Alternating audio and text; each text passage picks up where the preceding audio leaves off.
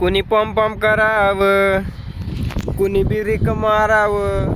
अरे कुणी पॉम करावं, कुणी बिरेक मारावं. रंदे भैया शेळीपालन फार्मवरती स्वागत आहे. आजचा टॉपिक घेऊन आलेला आहे. जेवढे बी नवीन शेळीपालक करणार आहे ना शेळीपालन, सगळे मरणार आहे, ध्यानात ठेवा.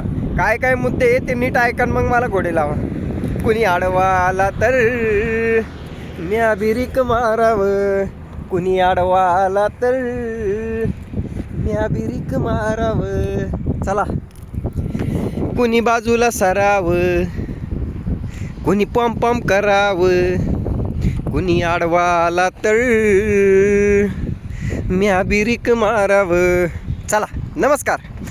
रंदे भैया शेळीपालन फार्मवरती स्वागत आहे. मित्रांनो, आजचा टॉपिक घेऊन आलेलो आहे की नवीन शेळीपालन करणारे सगळे मारणारे. का मारणारे ऐकून घ्या. सगळ्यात पहिली गोष्ट, सगळ्यात पहिला मुद्दा, जर तुम्ही असं म्हणत असाल की शेळीपालन हा शॉर्टकट पैसे कमवायचा धंदा आहे, 4 महिन्यात पैसे डबल, कारण जास्त व्हिडिओ व्हायरल होतात ते 4 महिन्यात पैसे डबल, हे व्हिडिओ पाहूनच लोक शेळीपालनाकडे वळतात किंवा म्हणतात अरे मला आवडला रंदे भैया हा धंदा, मला बी करायचा आहे, सांगा थोड्याशा टिप्स, सांगा मी कसे पैसे कमवू शकतो, सांगा मी 10 शेळ्या पाळल्या तर मला वर्षाला किती उत्पन्न राहील. डायरेक्ट हे प्रश्न असतात नवीन शेळीपालकांचे. पण काही गोष्टी आहेत महत्त्वाच्या, त्या मी तुम्हाला सांगण्याचा किंवा मग माझ्या अनुभवातून त्याचा या व्हिडिओद्वारे तुम्हाला एक लोकेशन द्यायचा प्रयत्न करतो, फक्त बाकी तुमची इच्छा. चला तर मग हे बघा, सगळ्यात पहिला मुद्दा, शॉर्टकट पैसे कमावण्याचा हा धंदा नाही. ॲक्च्युअलमध्ये तुम्ही ऐकलं असेल, कोणताही धंदा करायचा असेल, शेळ्यांचा असो, मेंढ्यांचा असो, तुम्ही वडापावचा जरी धंदा केला ना, तर शॉर्टकट पैसा कोणत्याच धंद्यात नाही. लोक म्हणतात 1000 दिवस धंद्याला द्यावा लागतं. 1000 दिवस देऊ नका. प्रत्येकाच्या कॅपॅसिटीनुसार असतं. जसं की एखादं लेकरू असतं बघा, ते 3 वर्षाचं 4 वर्षाचं असताना पहिली दुसरीच्या मुलांचे गणितं सोडतं. आणि काही ठेंगडे माझ्यासारखे 10वीला गेले तरी त्यांच्याकडून 5वी समीकरण सुटत नाही, आहे ना.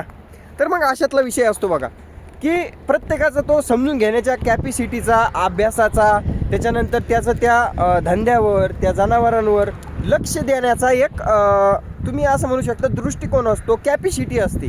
त्या हिशेबानं तुम्हाला एखाद्याला 1000 दिवस काय, एखाद्याला 4-5 वर्षे बी सेट होणार नाही, नुसते पैसे घालून देऊ शकतो.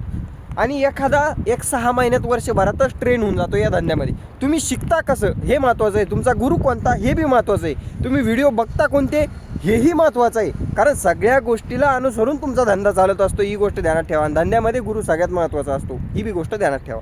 तर निवडताना चांगलाच निवडा.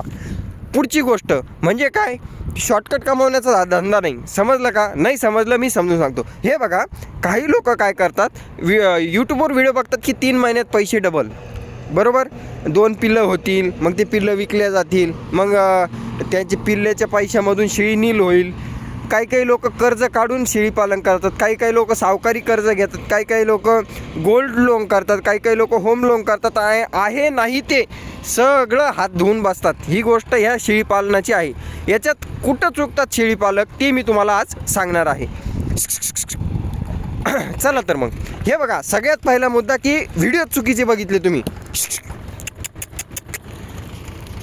काय चुकीचं बघितलं की हे बघा, ह्या धंद्यामध्ये कमीत कमी तुम्हाला 2 वर्ष लागतात. 2 वर्ष कसे लागतात? जोपर्यंत तुमचे 2 ते 3 वेत ह्या धंद्यामध्ये होत नाही, की बाबा एखादं 2 झोपे जर झाले तर तुमच्याही लक्षात येतं की बाबा आता आपण पिल्लं सांभाळू शकतो किंवा काय.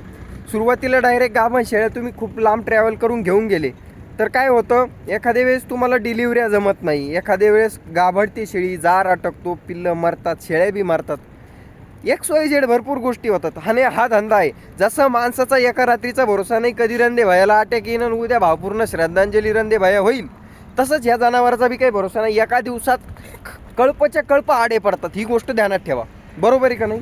त्याच्यानंतर काही वेळेस काय होतं, हे जे जनावर आहे, शेळी असो मेंढी असो, ह्या जनावराला ताप येते, सर्दी येते, नवीन माणसाला काहीच माहीत नसतं. तुम्हाला सांगतो, काही माझ्यासारखे इतके तुम्ही असं म्हणू शकता की त्याच्यामधलं डायरेक्ट शून्य नॉलेज आहे. आणि हे बघा, कोणीही पोटातून पडल्या काही शिकत नाही, ही गोष्ट तेवढीच खरी आहे. पण काही लोक शहाणपण करायला जातात, म्हणजे माहीत नसताना पण म्हणतात की मला सगळं माहिती आहे, तर मग ते शहाणपणा काहींना नडतो. मग काय, शिकून घ्या, सर्व गोष्टी शिकून घ्या, व्यवस्थित समजून घ्या, 10 फार्मला भेट द्या.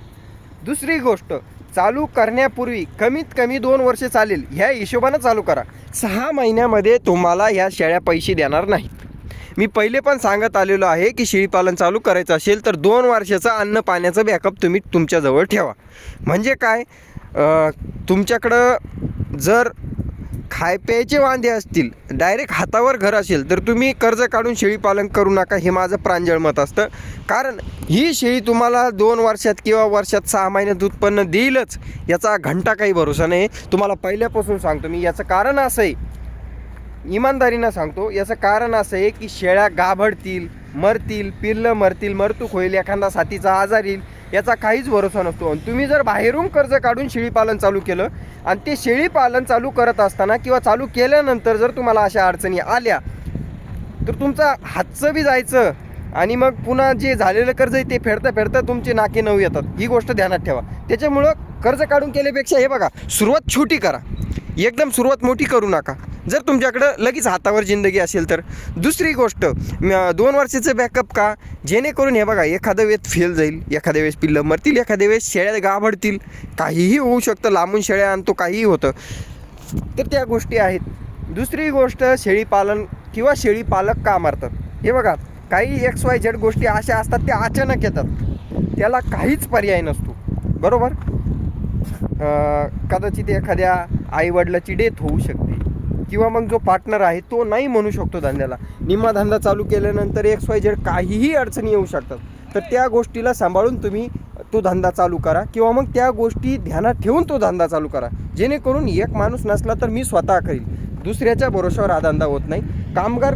कामगाराच्या भरोश्यावर हा धंदा होत नाही. ते बघा, आपले जे सबस्क्रायबर लोक आहेत ते टाकामाका बघताय.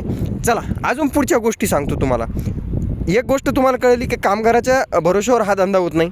पुढचा मुद्दा, हे बघा, सगळ्यात मेन आणि महत्त्वाची गोष्ट, जनावरांना ठेवायला जागा लागते आणि ते नसली बी नॉर्मल जागेवर जनावरं राहू शकतात. पण सगळ्यात मेन म्हणजे काय, जनावरांना पोटाला खायला लागतं बघा.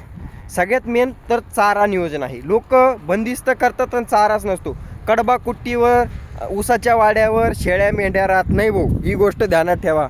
नाहीतर मग शेळ्या मरतात आणि जे आहे ते बी हातचं जायचं आणि पळत्याच्या मागं पळायचं, ते तुमचा धंदा होईल. मग ही गोष्ट ध्यानात ठेवा. त्याच्यामुळे शेळ्यांना खायला काय काय लागतं ते पहिले जाणून घ्या. कारण हे काय मशीन नाही, 2 दिवस बंद ठेवलं, आलो क्रिकेटची मॅच बघून तोपर्यंत शेळ्या इकडं कामगार पाहून घेणं असं होत नाही भाऊ. हे 24 ताशी 7 दिवस नोकरी आहे आणि त्याच्यामध्ये तुम्हाला रात्रंदिवस कष्ट करावे लागतात. या गोष्टी आहेत. पुढची गोष्ट जर म्हटली तर हे बघा, तुम्ही आधीच नियोजन करा. माझे घरचे नाही म्हणताय आणि मग माझे आता पाहुणे त्रास देत आहे, शेळीपालन चालू केल्यावर मला XYZ या अडचणी येत आहे, ह्या सगळ्या अडचणी पहिलेच बघून घ्या. आणि दुसरी गोष्ट, पाहुणे रावळे असो, शेजारी पाजारी असो किंवा कोणीही असो, तुम्हाला कोणीही अर्धी भाकर घरी आणून देणार नाही. तुम्हाला स्वतः कष्ट करणं आहे. त्याच्यामुळं मेहनत करायची आहे आणि हिंमत करायची आहे तर स्वतःच्या हिमतीवर करा. दुसऱ्याच्या भरोश्यावर राहू नका भाऊ. इथं एक वेळेस आपण उपाशी राहिलो तर चालतो, पण जनावराला खायला द्यावी लागते. ही गोष्ट तुम्ही ध्यानात ठेवा. पुढच्या गोष्टी जाणून घ्या. हे बघा, शेळीपालक का मारतात, एक तर चारा नसतो, दुसऱ्या गोष्टी भांडणं, शेजाऱ्या पाजाऱ्यांसोबत व्यवहार क्लिअर नसल्यावर तुम्हाला हे जनावर कुठं चारायची याच्यासुद्धा पंचायती पडतात. त्याच्यामुळे तुम्ही पहिलं बॅकअप काय करू शकता, सगळ्यात पहिलं बॅकअप म्हणजे तुमच्या स्वतःच्या रानामध्ये तुम्ही बंदिस्त शेळीपालन स्वरूपामध्ये मक्काचा मुरघास असेल किंवा मग इतर हिरवे चारे असो, सुके चारो असो, सगळे स्टोरेज करून ठेवू शकता. आणि ते स्टोरेज करेल चारे तुम्ही आरामात बिनधास्तपणे शेळ्यांना घालू शकता. आता हे सगळं नियोजन जर तुमच्याकडे असेल पहिल्यापासून तर तुमचे शेळीपालनं बंद पडत नाहीत. ही गोष्ट ध्यानात ठेवा. आणि दुसरी गोष्ट, लाज वाटू द्यायची नाही. घंटा कोणी तुम्हाला काही आणून देणार नाही, पहिल्यापासून सांगतो, बरोबर आहे का नाही.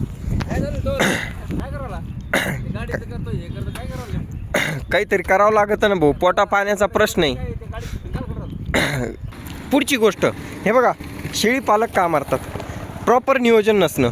बिगर नियोजनाचं जर तुम्ही शेळीपालन केलं किंवा तुमच्याकडं मनुष्यबळ नसलं तर तुम्ही याच्यात मरतात बघा. स्वतःच्या भरोश्यावर करा, पहिल्यापासून सांगतोय. या सर्व गोष्टी नियोजन करा. पुढच्या पार्टमध्ये बघूयात शेळीपालनामध्ये काय काय अडचणी ॲक्च्युअलमध्ये येतात. बाकी बघूयात, करूयात, नियोजन करूयात. चला भेटूया पुढच्या व्हिडिओमध्ये. Bye bye, love you all. रंदे बाया सांगेल. जय हिंद, जय भारत.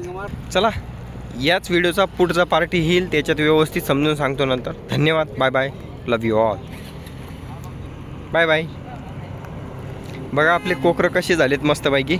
ते 5,500 आणि 5,000 आणलो ते कोकरं आहे बरं की, आणि बाकीचे नंतर 4,000 आणले ते दुसरी वेगळी. धन्यवाद, बाय बाय. अजून बऱ्याचशा गोष्टी सांगायच्यात, पुढच्या पार्टमध्ये कळेल.